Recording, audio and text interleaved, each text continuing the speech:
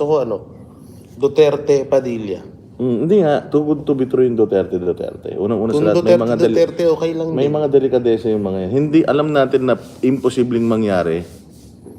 Pero parang feeling ko mas posible yung Duterte Padilla versus dun sa Duterte.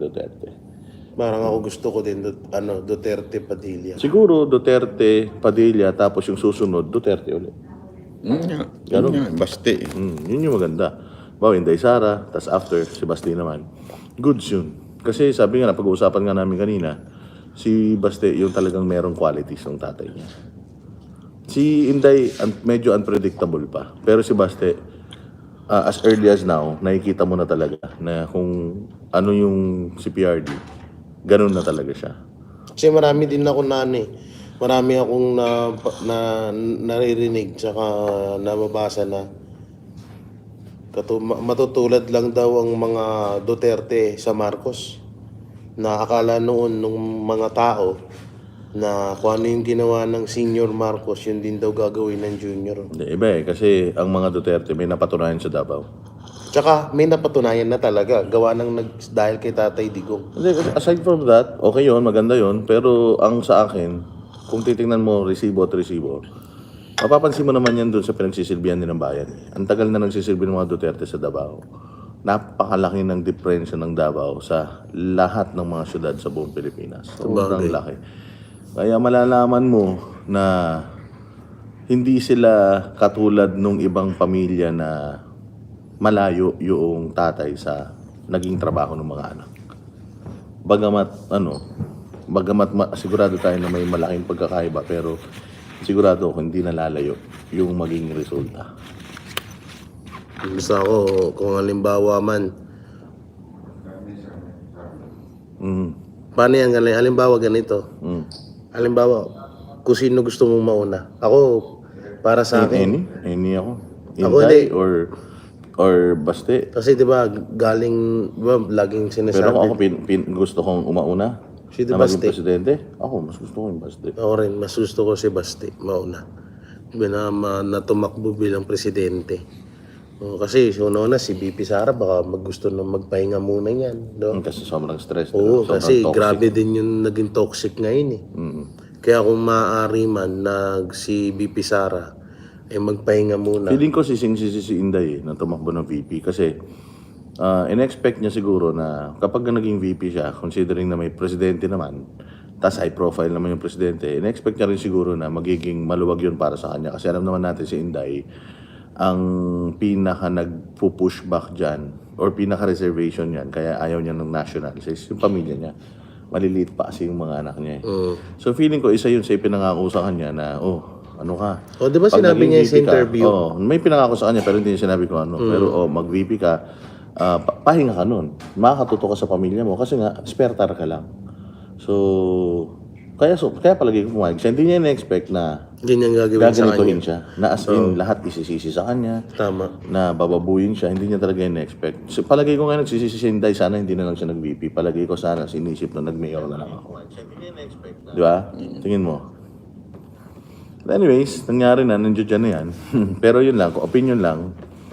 Between Inday and Baste, siguro ako personally, I'd love Baste Duterte na tumakbo.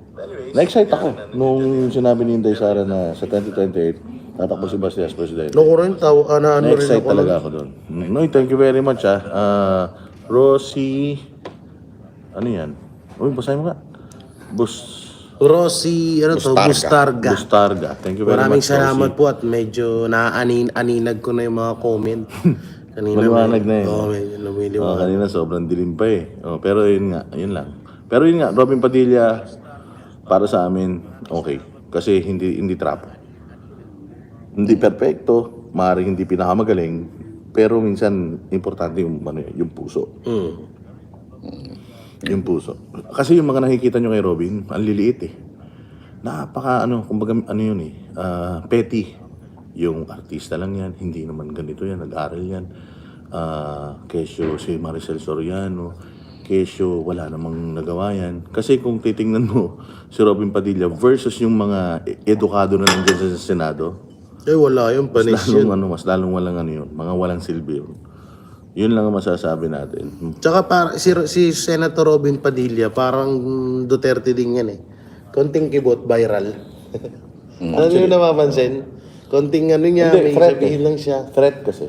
Sabagay. Threat si Robin Padilla sa lahat ng mga politiko, lalo-lalo sa mga senador. Tandaan ninyo, number 1 na senador yan. Minamaliit nyo masyado. Napakahirap maging number 1 na senador. Sa totoo lang. Napakahirap. So nag-top yan na senador. Sa kabila ng malalakas yung mga kalaban niya. Hindi nga ako natatawa nga ako sa mga tanso vlogger eh. Sinasabihan nila na tanga bobo si Senator Robin. Tapos talinong ano sila, parang proud na proud sila doon sa ibang mga senator na pa-English pa. Pero kung tatagalogin mo naman, Ganyan yung mga Pinoy. pero kung tatagalogin mo naman yung sinabi ng Thank you ibang very much, senator, Elena, Jennings. mas may kabuluhan pa yung kay Senator Robin. Mismo. Oh, Chis Escudero versus Robin. Ay, hindi. Malaking pagkakaiba noon kasi unang-una sa lahat. Talagang si Cheese, seasoned na, abogado pa. So, pero kung puso, lalaban si Robin doon. Lalaban si Robin doon pagdating sa puso. Pero kung sasabihin mo ng patalinuhan, I think even Robin will submit to Cheese Escudero. Pero hindi yun ang inano natin. Hindi naman eh. Tsaka iba naman din yung talino ni...